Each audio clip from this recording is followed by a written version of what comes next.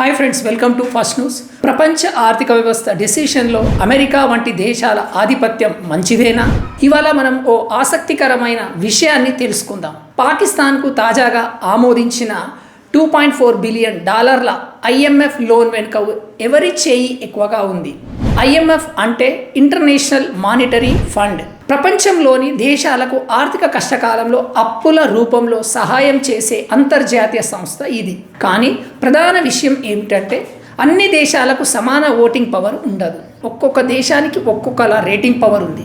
అయితే ఈ voting power ఎవరిది ఎక్కువ, ఎవరిది ఎలా ఉంది అనేది చూద్దాం. మొదటగా అమెరికా, యునైటెడ్ స్టేట్స్ ఆఫ్ అమెరికాకి అత్యధిక ఓటింగ్ పవర్ ఉంది, 16.49%. అంటే ఏ నిర్ణయంలోనైనా ఆమోదం ఇవ్వడంలో అమెరికా పాత్ర చాలా ఇంపార్టెంట్. తర్వాత స్థానంలో ఉన్న 5 అతిపెద్ద కంట్రీస్: జపాన్ వచ్చేసి 6.14%, చైనా వచ్చేసి 6.08%, జర్మనీకి 5.31%, బ్రిటన్ మరియు ఫ్రాన్స్కి 4.03%. అంటే ఒక్కొక్క దేశానికి లీస్ట్లో ఉంది. ఈ 6 దేశాలు కలిపితే దాదాపు 42% ఓటింగ్ పవర్ ఉన్నట్లు. ఇక్కడ IMF, ఇంటర్నేషనల్ మానిటరింగ్ ఫండ్.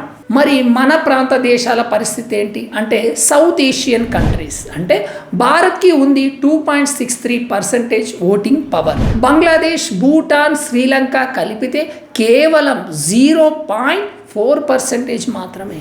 అంటే ఈ IMF లోన్ విషయాల్లో మన దక్షిణాసియా దేశాలకు పెద్దగా మాటిచ్చే అవకాశమే లేదు అని మనకు ఇక్కడ తెలుస్తుంది. కాబట్టి పాకిస్తాన్కు ఇచ్చిన 2.4 బిలియన్ అప్పు నిర్ణయంలో ప్రధానంగా America, Japan, China, Germany, Britain మరియు ఫ్రాన్స్ లాంటి శక్తివంతమైన దేశాలే చివరి మాట అని చెప్పవచ్చు.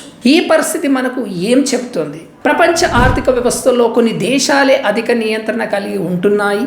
చిన్న దేశాలు మాత్రం ఆ నిర్ణయాలకు లోబడి నడవాల్సి వస్తుంది. మరి మీరేమంటారు? IMFలో చిన్న దేశాలకు ఎక్కువ ఓటింగ్ పవర్ ఇవ్వాలా వద్దా? మీ అభిప్రాయాలను కామెంట్ రూపంలో తెలియచేయండి. మరిన్ని విశ్లేషణాత్మక సమాచారం కోసం మన ఫస్ట్ న్యూస్ ఛానల్ని సబ్స్క్రైబ్ చేయండి. ప్రపంచ దేశాలు అప్పులు తీసుకుంటున్నాయి, కానీ ఎవరు ఇవ్వాలా వద్దా అని నిర్ణయిస్తారో తెలుసా? ఇది ఆర్థిక సహాయం కాదు, ఇది ఆర్థిక ఆధిపత్యం కథ. Thank you for watching our channel. జై హింద్.